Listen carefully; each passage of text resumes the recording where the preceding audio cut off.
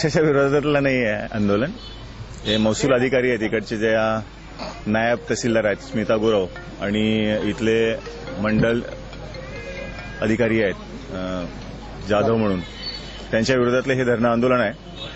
आणि त्याप्रमाणे आम्ही सगळीकडे बसलेलो होतो आज.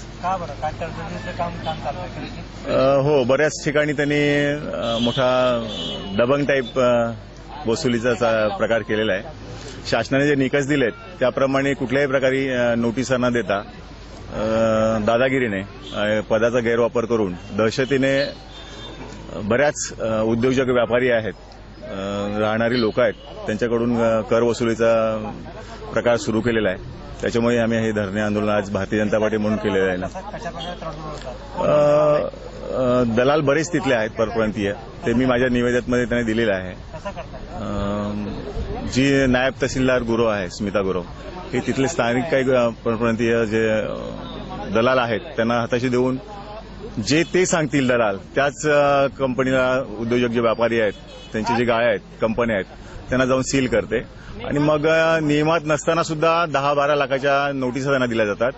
आणि मग दबावतंत्र वापरते, शटर बंद करते, तिथले जे कामगार आहेत त्यांना बाहेर काढून मग ते शटर बंद करणं, असं दबावतंत्र तयार करतात. जेसीबी नेऊन त्यांच्या पत्र्यावर उभे करतात पंजा, आणि तुम्ही ते तोडून अशी धमकी देऊन तिकडनं त्यांच्याकडून ती त्याप्रमाणे वसुली दंडाची करतात.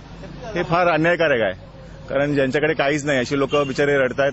आपलं शटर बंद होणे, कामगारांचा रोजगार बंद पडू नये, जे उत्पन्न होणार नाही त्यांचं नुकसान होऊ नये म्हणून काही लोक चेक देत आहेत.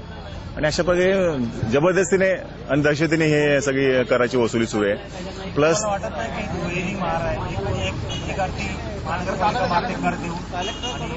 चुकीचंच आहे, कारण जे महानगरपालिकेचे क्षेत्र आहे त्यामध्ये महानगरपालिका शास्ती म्हणून डबल टिबल चौपट प्रमाणे कर वसुली करते, आणि महसूल जाऊन नंतर त्यांच्याकडून परत जबरदस्तीने त्यांची वेगळ्या पद्धतीने वसुली करते.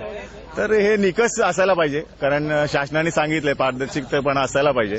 नोटीस दिल्या गेल्या त्याच्यावर रीतसर त्यांचा जो रेट आहे तो त्यांनी द्यायला पाहिजे होता, पण तसा कुठल्याही प्रकारे त्यांनी रेट दिलेला नाही. दलाल जे सांगतील तिकडे ते जाऊन त्यांना कारखाने, व्यापारी, उद्योजक आहेत त्यांना त्रास दिला जातो.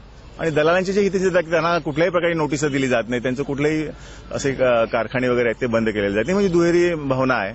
आम्ही तहसीलदारांना याविषयी सांगितलं, प्रांतांनाही सांगितलं, पण तहसीलदारांना सांगून ते तिला काय सपोर्ट करतात, कारण बऱ्याच वेळा आम्ही तक्रारी दिलेल्या आहेत. आम्ही काय अचानक आंदोलन केलेलं नाही, तरी ते काय त्यांच्यात त्यांनी काही डिसिजन घेतला नाही. मग भारतीय जनता पार्टीचं सरकार आहे की जर आज काही निर्णय झाला नाही आणि अशीच जर दहशतीने जर वसुली होत असेल करांची, कारखाने बंद होत असतील, तर मला वाटते स्थानिक भूमिपुत्र रोजगार जे आहे त्यांचा बुडण्याची शक्यता आहे आणि मोठा उद्रेक होण्याची शक्यता आहे. जी आता खुर्चीखाली म्हणजे आम्ही स्मिता गुरव आहेत त्यांना तर इकडनं बदली करा, त्यांच्यावर कारवाई करा असं आमचं म्हणणं आहे. आणि जिथपर्यंत ते होत नाही तिथपर्यंत हे आंदोलन वाढत जाणार. आजचं आमचं हे इशारा आंदोलन आहे, धरणं आंदोलन आहे. त्याच्यानंतर जर त्यांच्यावर कारवाई झाली नाही, अशा प्रकारे ही जर नोटीस देण्याची प्रक्रिया किंवा कारखाने बंद करण्याची प्रक्रिया थांबली नाही, तर मग आम्ही आणखीन जोरात आंदोलन करण्याची तयारी आहे, मोठ्या प्रमाणात तयारी आहे.